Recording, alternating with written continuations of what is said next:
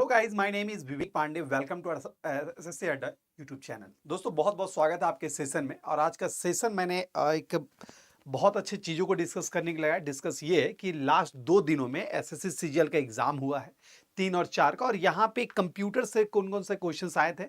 और ये बहुत बड़ा एक भ्रम बना हुआ है कि सर टफ है, इजी है। मोस्टली बच्चे ये भी कह रहे हैं कि सर टफ था, नहीं बना था, या फिर बहुत सारे बच्चे कह रहे हैं इजी है। तो ये मिली जुली है जो प्रतिक्रिया देखने को मिल रही है।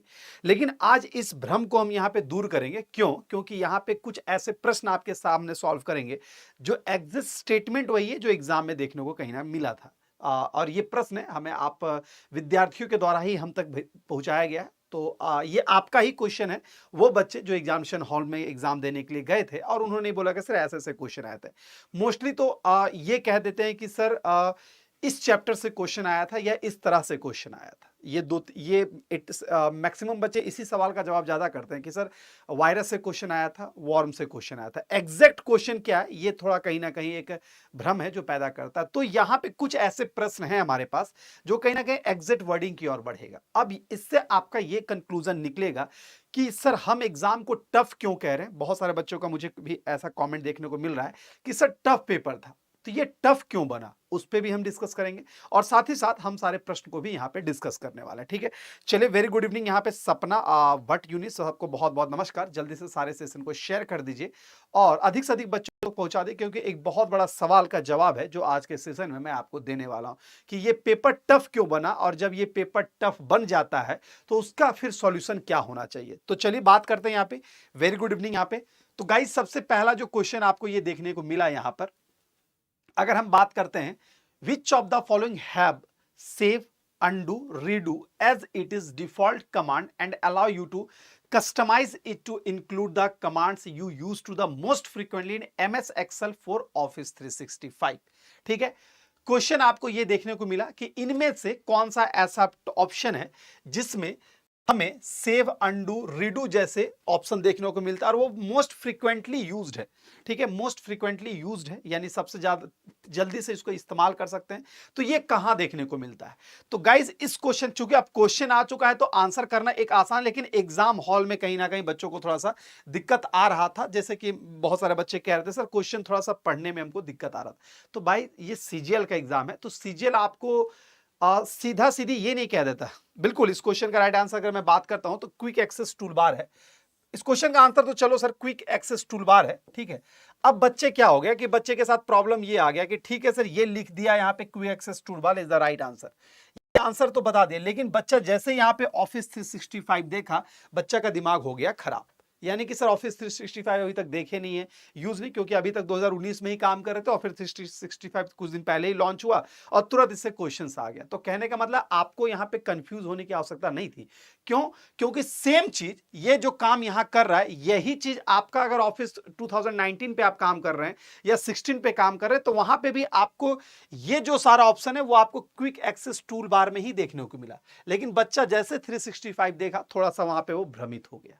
तो गाइस कहने का मतलब ये है कि जब ये एग्जाम में क्वेश्चन दिखा आपको, तो थोड़ा सा इसको आप मेरी वीडियो को जो जाके देखिएगा। क्विक एक्सेस टूल बार पे हमने क्वेश्चंस करवाए हैं। हमने 2019 से क्वेश्चंस करवाया था, ये 2000 ऑफिस 365 से पूछा गया है।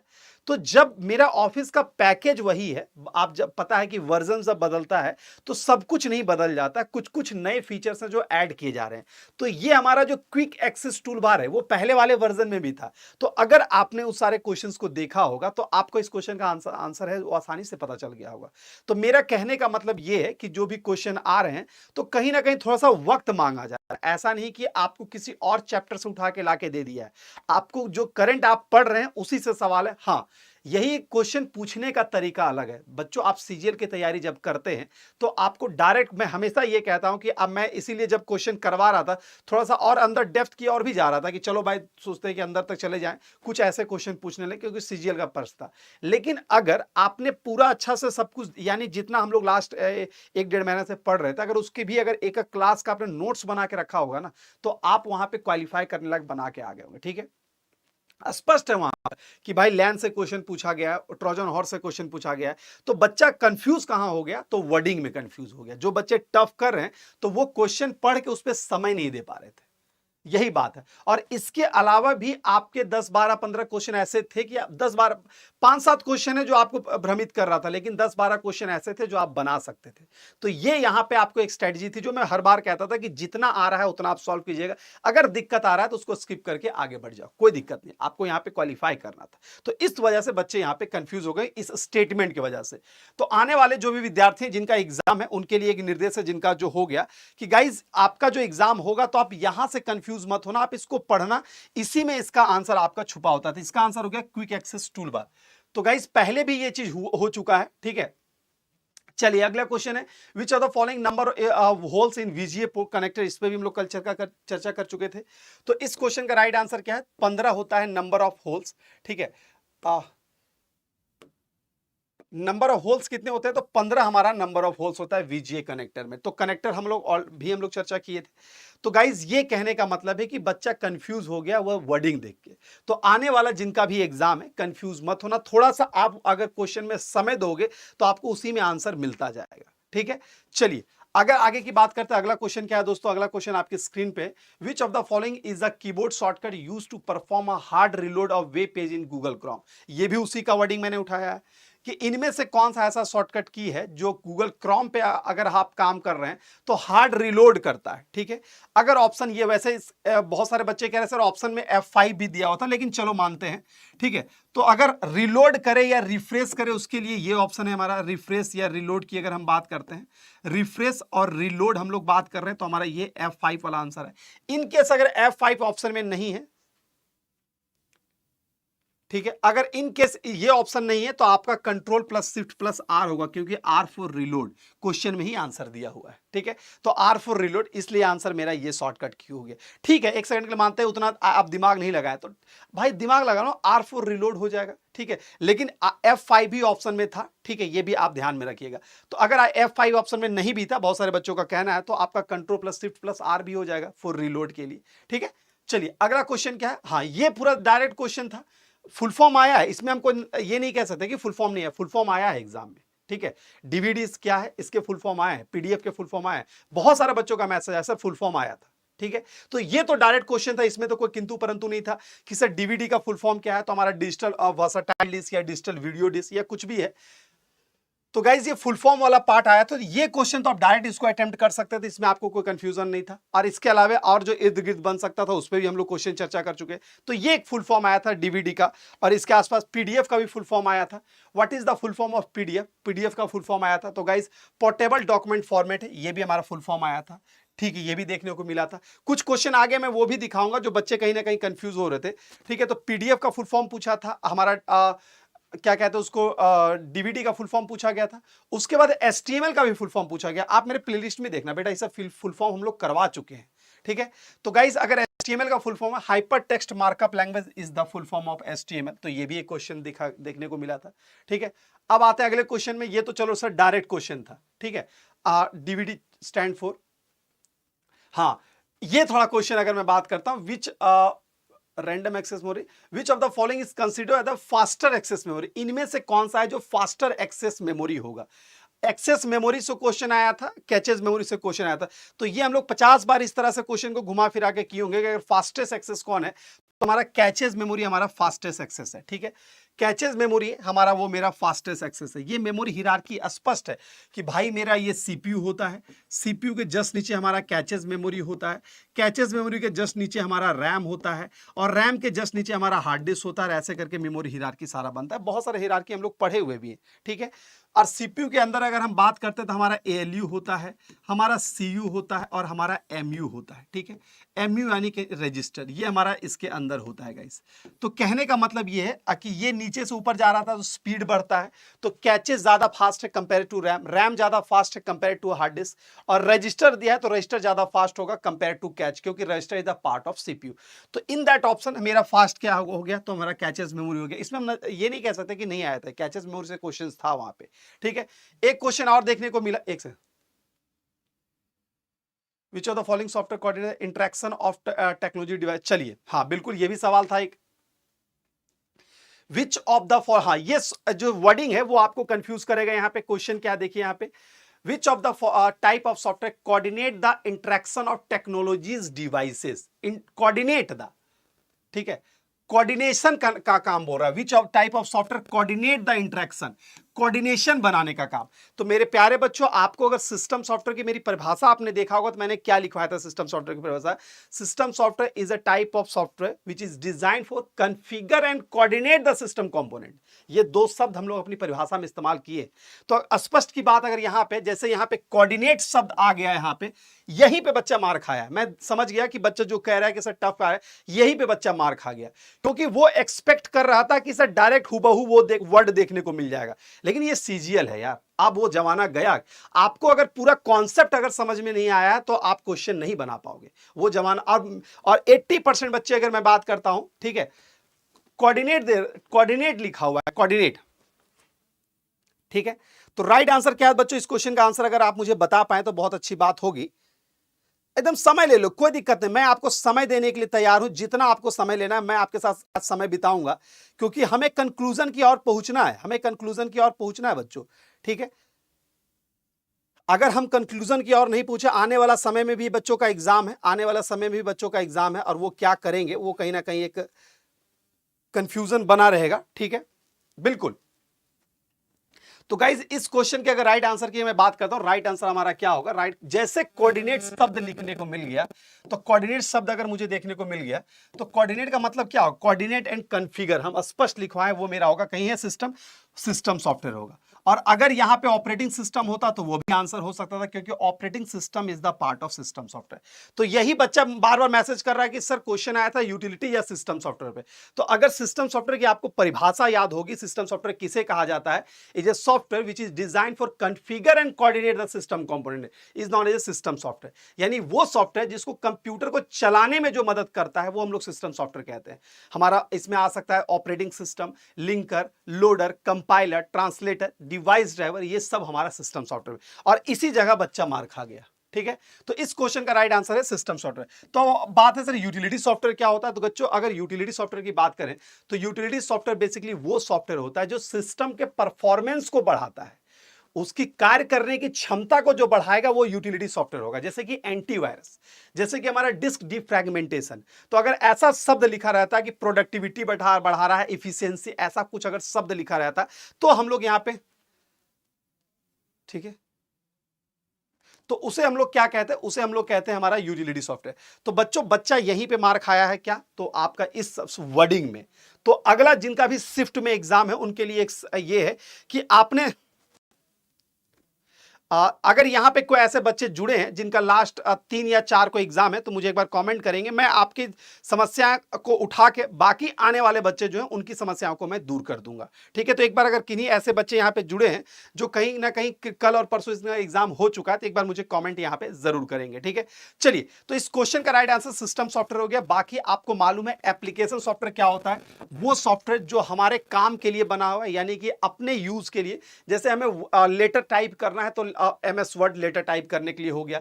अगर स्प्रेडशीट बनाना है तो एक्सेल हमारा हो गया, वो एप्लीकेशन सॉफ्टवेयर। हमें गाना सुनना है, VLC हमारा हो गया, किसका? तो VLC हमारा हो गया, याद रखिएगा, एप्लीकेशन सॉफ्टवेयर। तो ये सब हमारा किस कैटेगरी में है? तो ये मेरा एप्लीकेशन सॉफ्टवेयर। तो सिंपल सा बात है, यहां पे हमारा सिस्टम सॉफ्टवेयर, क्योंकि कोऑर्डिनेट वाला शब्द का इस्तेमाल किया है, ठीक है। अगले सवाल पे आते हैं। अच्छा, ये हो गया। विच of the following is visual display unit? ये था कल वाला क्वेश्चन। ये कल आया था कि सर इन मॉनिटर का दूसरा क्या नाम है? तो अगर मॉनिटर का दूसरा नाम की अगर बात करते हैं तो इसमें ऑप्शन शायद कुछ और हो सकता है, लेकिन इन दोनों में से एक ही ऑप्शन या बोथ 1 and 2 ऐसा था, लेकिन मैंने दोनों ऑप्शन यहां पे लिख दिया। मैं स्पष्ट कर देता हूं कि वहां पे एग्जाम में जो बच्चों का रिव्यू आया उसमें यह बोला गया कि सर एक ही ऑप्शन था, बोथ 1 and 2 नहीं था। लेकिन चलो, इसका और क्या नाम बन सकता है तो वो भी हम ऑप्शन में ऐड कर दिए, ताकि आपको एग्जाम में कंफ्यूजन नहीं हो। वीडियो कहने का मतलब हमारा मॉनिटर होता है, हमारा स्क्रीन होता है, ठीक है। अगर वीडियो की बात करें तो हम लोग मॉनिटर की बात करते हैं, स्क्रीन की बात करते हैं, ये हमारा वीडियो होता है। या फिर इसको हम लोग डिस्प्ले भी कह सकते हैं, डिस्प्ले भी कहते हैं, ठीक है। तो वीडियो बोलो, डिस्प्ले बोलो, स्क्रीन बोलो, ऑल आर सेम, इसलिए आंसर होगा both 1 and 2 is the right answer. अगर हार्डवेयर थोड़ा सा बहुत आपने देखा होगा तो आपको इसका आंसर पता होगा, ठीक है। चूंकि यहां पे जो मैं एक बात और बताता हूं, स्टार्टिंग में मैंने पूरी कोशिश की कि सर मैं यहाँ पे टॉपिक पढ़ाता हूं और थोड़ा सा आपको और क्लियर, यूट्यूब पे भी मैंने टॉपिक की कोशिश की, लेकिन बच्चे तुरंत हो गए सर एमसीक्यूज ही करवाइए। यानी आपको बना बनाया खाना चाहिए कि सर आप हमें 50 क्वेश्चन करवा दीजिए, उसी से क्वेश्चन है। लेकिन सर आप जब एसएससी लेवल की तैयारी कर रहे हो, अच्छे लेवल के एग्जाम की तैयारी कर रहे हो, तो ऐसा तो नहीं होगा कि भाई ये 20 क्वेश्चन पढ़ लो इसी से एग्जाम में आ जाएगा। आप अगर 20 टॉपिक समझ के जाएंगे तो उससे कुछ भी क्वेश्चन आएगा वो बन जाएगा। ठीक है, तो गाइज इसीलिए मैं कहता हूं कि जो भी चैप्टर्स है उसके अगर कॉन्सेप्ट पे आपका पूरा ध्यान है, क्योंकि मात्र 10-12 ही चैप्टर है, कंप्यूटर आर्किटेक्चर है, नेटवर्किंग है, डिवाइसेस है, एमएस ऑफिस है, अगर पूरा कॉन्सेप्ट भी आपके दिमाग में है तो आप एग्जाम को क्रैक कर लोगे। तो जिनका एग्जाम आने वाले दिनों में जितना पढ़े हैं उसी पे भरोसा बनाए रखिएगा और वहां पे एटलीस्ट गलत मत कीजिएगा ये काम। और आने वाला जो भी अपकमिंग जनरेशंस के मतलब अपकमिंग ईयर्स के जो एस्पेरेंट्स होंगे उनके लिए मैं कह रहा हूं कि आप यहां पे टॉपिक जरूर पढ़िएगा। मैं भी YouTube पे यहां पे प्लान करूंगा कि फिर टॉपिक, क्योंकि अब चूंकि एग्जाम नजदीक था तो बच्चे बार बार सर एमसीक्यूज करवा दीजिए, इंपॉर्टेंट क्वेश्चंस करवा दिए, तो हम लोग क्वेश्चंस के माध्यम से टॉपिक वहां पे किए। ठीक है, तो कहने का मतलब यह है कि आप थोड़ा सा आपको स्ट्रेटजी पे काम करना पड़ेगा, तब जाके आपको यहां पे इस सेक्शन को आप 70% बच्चे तो लास्ट टाइम क्लास कैसा एक काम करें 10 दिन पहले हमको बता दीजिए कौन सा पढ़ना है। तो इसलिए मैंने पीडीएफ लास्ट में दिया था शॉर्टकट कीज वाला, शॉर्टकट की का तरीका मैंने बताया था आपको पढ़ना पड़ेगा कैसे कैसे, लेकिन नहीं, तो फिर मैंने पीडीएफ बनाया कि लो भाई ये पीडीएफ पढ़ लो। तो कहने का मतलब है कि रेडीमेड पे मत जाइए, आपको थोड़ा सा समय यहां पे भी देना होगा कंप्यूटर में। अब इसको ये मत समझ लीजिए कि सर ये बस कर ही लेंगे, ऐसा नहीं होगा, आपको इस पे वक्त देना पड़ेगा और ये वक्त देने के लिए अब मैं यहां पे आपको टॉपिक भी प्रोवाइड करूंगा। ठीक है, चलिए अगर मैं बात करता हूं अगले क्वेश्चन पे, अगला क्या है, शॉर्टकट की यूज टू बुकमार्क है वेब पेज, ये था आपका 4 वाले डेट में।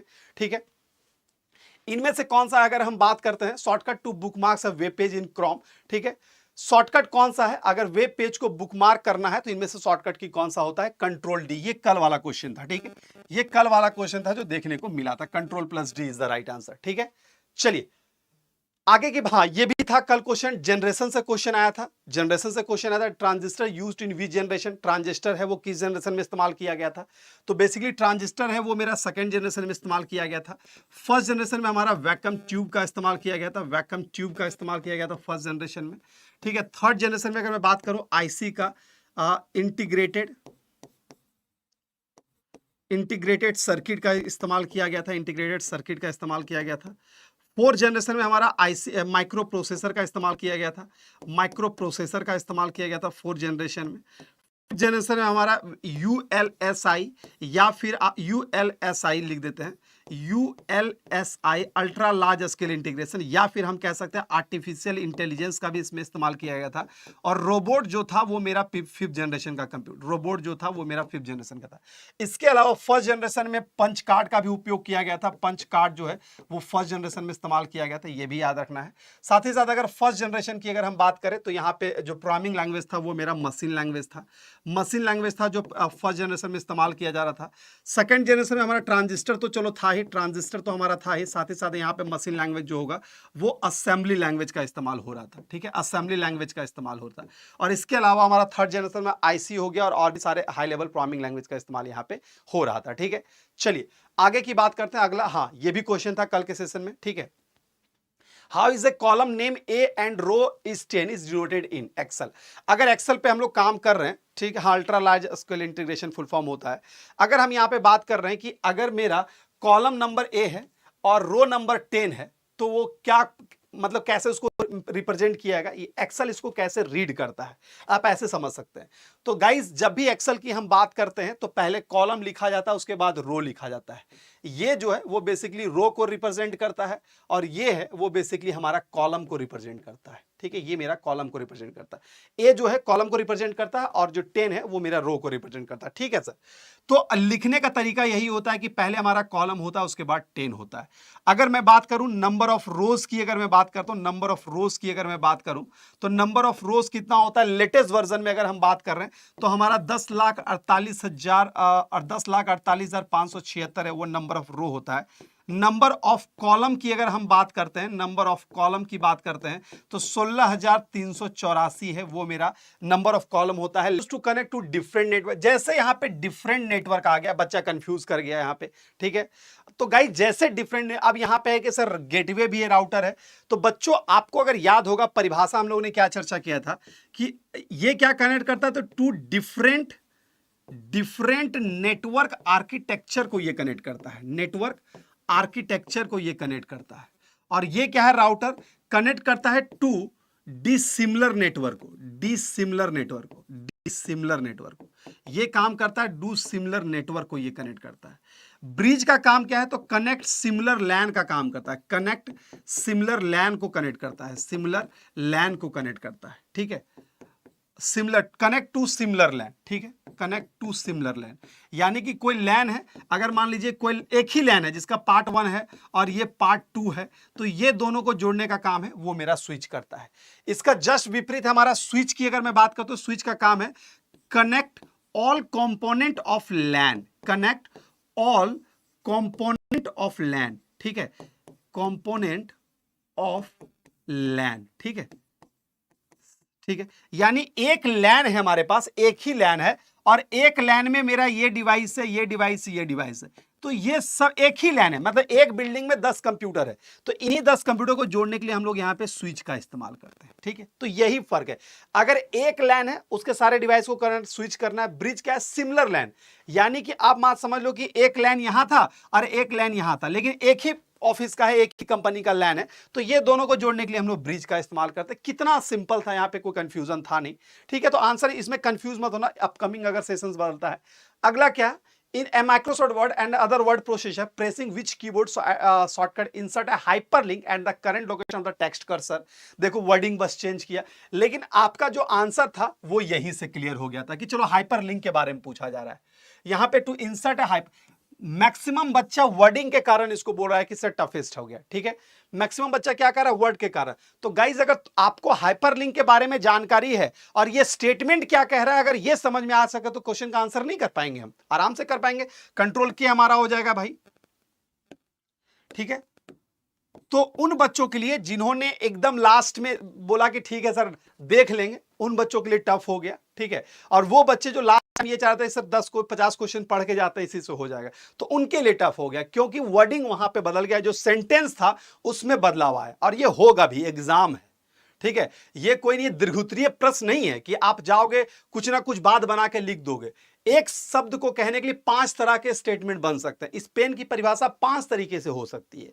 तो आप अगर पेन क्या है एक्चुअल अगर ये समझ गए हैं, तो इसका अगर 10 तरीके से भी परिभाषा देगा तो आप जवाब दे दोगे। और यही हुआ है कि आप यहां पे परिभाषा रट के गए थे, समझ के नहीं गए थे, और इसी वजह से बच्चा वहां पे चौक किया है, ठीक है।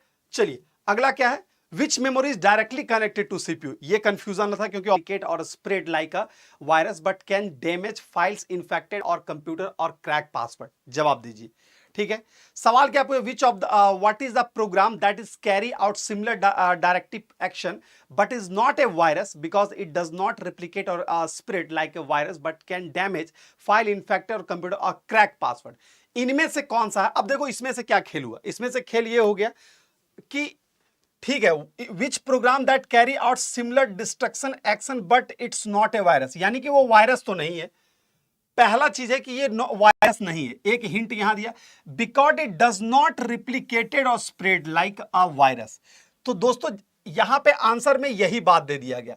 अगर आपको एक सेकंड के लिए, चलिए यहां पे क्या लिखा, it does not replicated, it does not यही तो क्लू मिल गया। जैसे लिख दिया डज नॉट रिप्लिकेटेड, तो डज नॉट रिप्लिकेट कौन नहीं करता है, ट्रोजन हॉर्स है जो मेरा नहीं रिप्लिकेट करता है, ठीक है। आपका वायरस और वॉर्म है वो रिप्लिकेट करता है, लेकिन ट्रोजन हॉर्स है वो मेरा रिप्लिकेट नहीं करता। और तो यहीं पे हमें आगे नहीं भी समझ में आ रहा है, लेकिन यहां तो हिंट दे दिया है ट्रोजन हॉर्स, तो आंसर हमारा हो गया ट्रोजन हॉर्स। स्पष्ट मालूम है कि वॉर्म और वायरस जो है वो सेल्फ रिप्लिकेट करता है, ये रिप्लिकेट करता है आपका, ठीक है, ये रिप्लिकेट करता है, लेकिन कौन नहीं करता है, तो ट्रोजन हॉर्स है वो मेरा रिप्लिकेट नहीं करता। तो आंसर आपका यहीं पे मिल गया, रिप्लिकेट वाला, ठीक है, क्योंकि ये यहां पे हिंट दे दिया था, ठीक है।